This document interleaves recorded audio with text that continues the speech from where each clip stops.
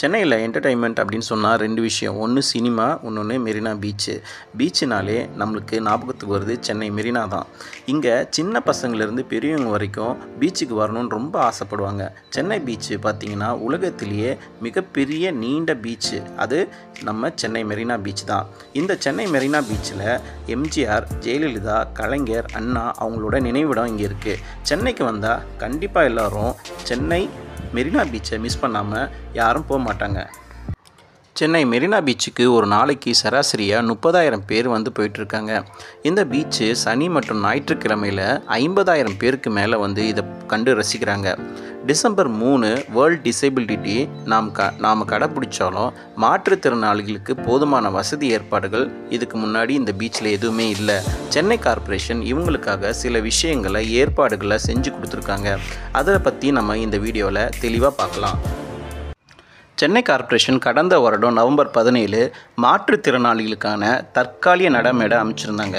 ஆனால் சைக்ளோன் மாண்டஸ்னால் அந்த நடைமேடை அரித்து தள்ளிப்பட்டுருச்சு. அது முற்றிலும் சேதமடைஞ்சு பாதிப்பு ஏற்பட்டுருச்சு.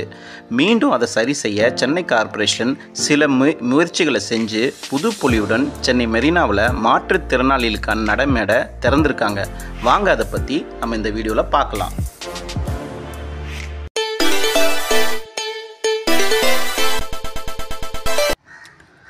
மாற்றுத்திறனாளிகள் நடைமேடை திட்டம் ரூபாய் 115 கோடி செலவில் செய்யப்பட்டிருக்கு. இந்த நடைமேடை முழுக்க பிரேஸ்லின் வுட்டால் தயாரிக்கப்பட்டிருக்கு. இந்த நடைமேடையில் எந்த ஒரு உலோகமும் பயன்படுத்தப்படலை. இரும்பு போன்ற எந்த பொருளும் இதில் பயன்படுத்தவே இல்லை. முழுக்க இயற்கை பொருளை கொண்டு இதை உருவாக்கியிருக்காங்க.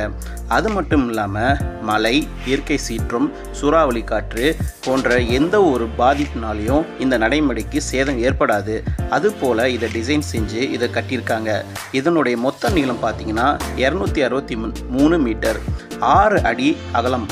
அது மட்டும் இல்லாமல் மாற்றுத்திறனாளிகள் இந்த நடைமேடையிலிருந்து கடைசி தண்ணி இருக்கும் வரைக்கும் அவங்க அதில் போய் பார்க்கலாம்.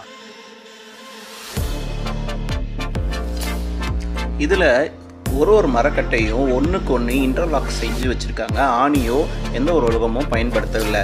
அதே போல் அதோட கைப்பிடிகள்லாம் பார்த்திங்கன்னா உட்டுனாலேயே செய்யப்பட்டிருக்கு.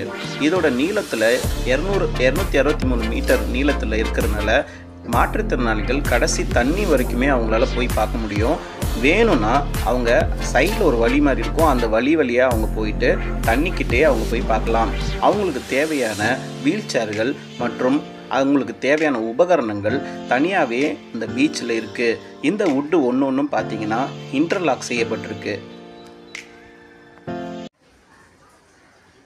இதுபோல் நடைமேடை உலகத்தில் US, ஸ்பெயின், ஆஸ்திரேலியா போன்ற கண்ட்ரியில் ஏற்கனவே இந்த திட்டம் அமலில் இருக்குது.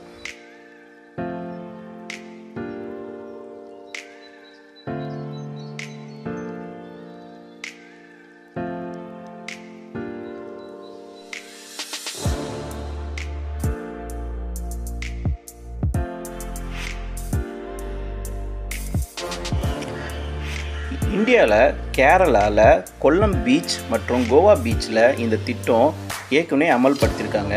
ஆனால் இந்தியாவில் லாங்கஸ்ட் மிக நீளமான நடைமேடை அப்படின்னு சொன்னால் அது மெரினாவில் மட்டும்தான் இந்த திட்டம் இருக்குது.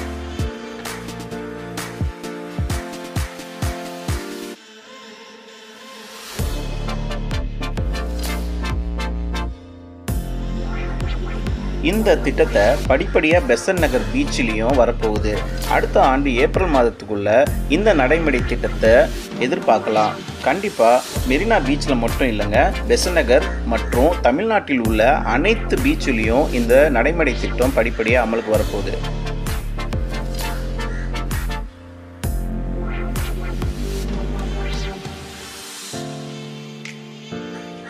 Thanks for watching. Subscribe this channel.